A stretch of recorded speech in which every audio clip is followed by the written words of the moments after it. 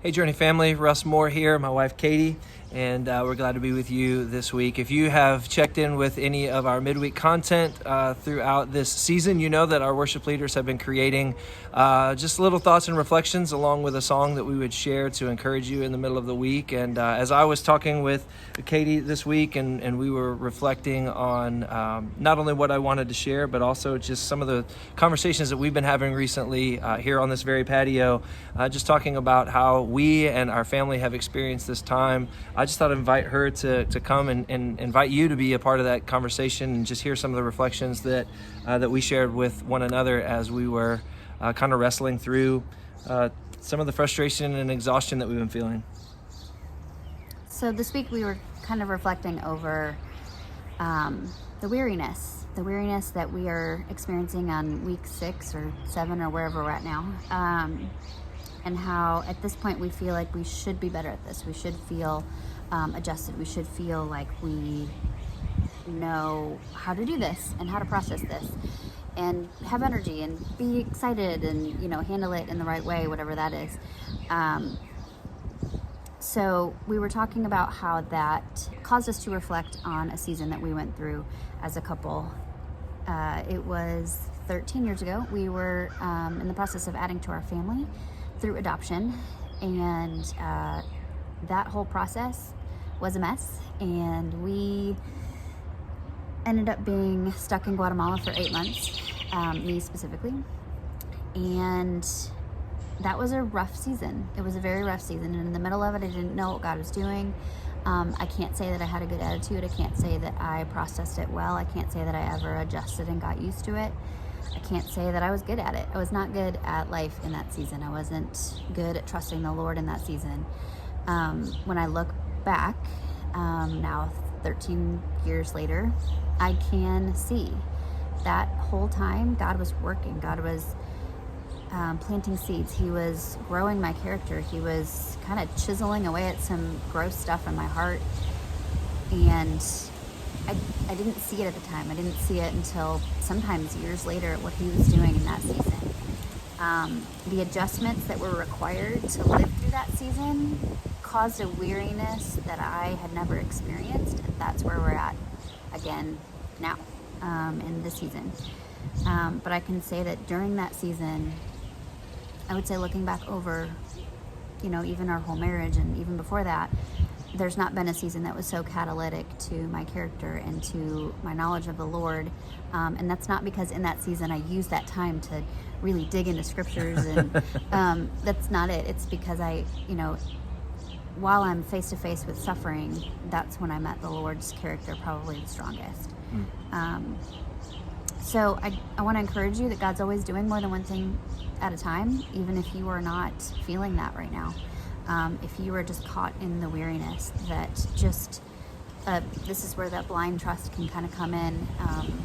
And if you can look at maybe the years ahead, and looking back what you might have been learning in this season.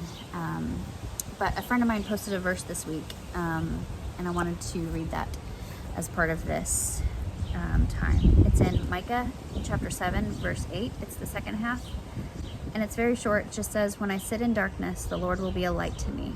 And I just think that that's really powerful because that just kind of feels like where we're at right now. It feels like somewhat of a dark season. And it comes and goes, and other days are better than some. But it's definitely a rough season that we are having to kind of figure out how to get through.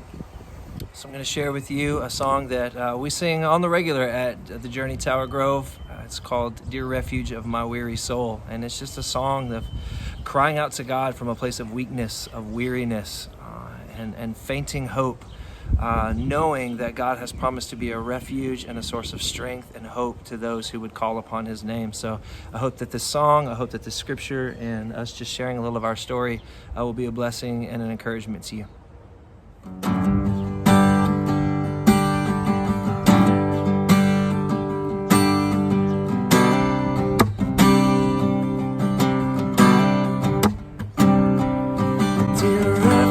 Of my weary soul, on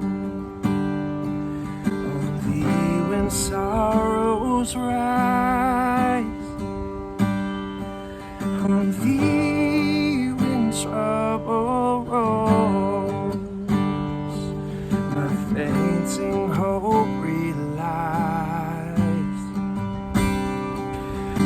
thee I tell each rising grief, for thou alone canst heal. Thy word can bring us sweet relief for every pain I feel. Oh, come quickly, here to my rescue. Come quickly, my rock of refuge. Come quickly, be my strong fortress. You, sovereign Lord, are my portion. Hast thou not bid me seek thy face? And shall I seek in vain? And will your sovereign grace be deaf when I complain? No, still the ear of sovereign grace attends the mourner's prayer. Oh, may I ever find access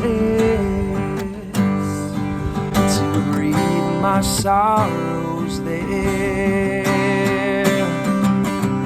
Come quickly,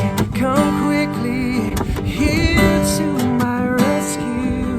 Come quickly, my rock of refuge. Come quickly, be my strong fortress. You, sovereign Lord, are my portion. Thy mercy seat is open still. Here let my soul retreat. With hope attend thy will. Oh, and wait there at thy feet. Oh, come quickly, here to my rescue. Come quickly, my rock of refuge. Come quickly, be my